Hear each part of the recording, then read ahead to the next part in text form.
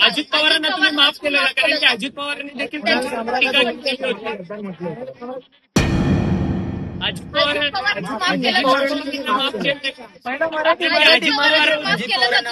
पवारांनी देखील तुमच्यावर टीका केलेली गद्दार म्हणून. त्याचं वक्तव्य जरी असलं तरी कायद्यापेक्षा तो मोठा नाही आहे. कितीही त्यांनी वल्गना केल्या तरी शिवसेना त्याला आपल्या स्टाईलने धडा शिकवेल एवढी खात्री आम्ही आपल्याला या ठिकाणी संजय राऊत देतो. म्हणतात की माझा डीएनए आणि कुणाल कामरांचा डीएनए एकच आहे, त्या पद्धतीने. मला माहिती त्यांचा डीएनए काय आहे, शेवटी तो त्यांचा व्यक्तिगत विषय आहे. महत्वाचं देवेंद्र फडणवीसांचं वक्तव्य आहे की 2014ला जी युती तुटली त्यामध्ये फक्त 4 जागांवरनं ही युती तुटली. शिवसेनेचाच मुख्यमंत्री होणार होता, उपमुख्यमंत्रीपद भाजपकडे होतं, मात्र शिवसेना म्हणजे उद्धव ठाकरे अडून बसले. 4 जागांसाठीच युती तुटली आहे खरोखर. हे बघा, त्यावेळेस त्या प्रक्रियेमध्ये माझ्यासारखा कार्यकर्ता नव्हता.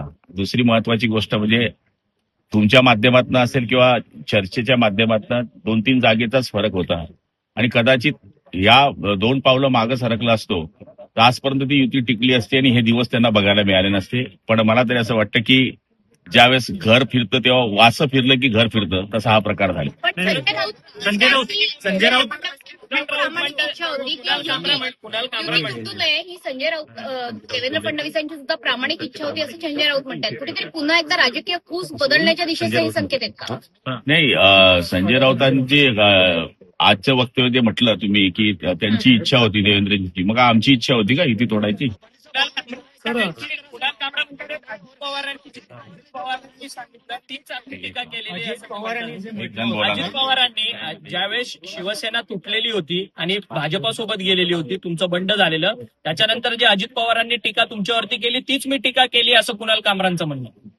बघा, कुणाल कामरांचं म्हणणं जरी काही असलं तरी एक राहिलेल्या माजी मुख्यमंत्र्याला सध्याच्या उपमुख्यमंत्र्यावर अशा पद्धतीचं टीका करणं मला तरी वाटतं हे शोभनीय नाहीये.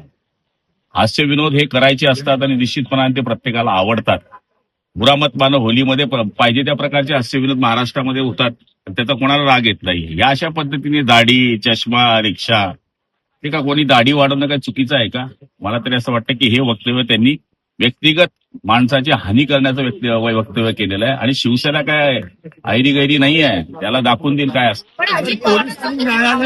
पोलिसांनी न्यायालय निष्पक्ष असेल तर मी चौकशीला समजून बोलतो. अजित पवारांना तुम्ही माफ केलं का? कारण की अजित पवारांनी देखील टीका केली होती. अजित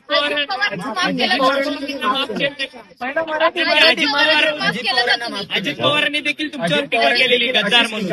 हे बघा, अजित पवारांवर पण गद्दार म्हणून टीका झाली. तुमचा अंत झाला.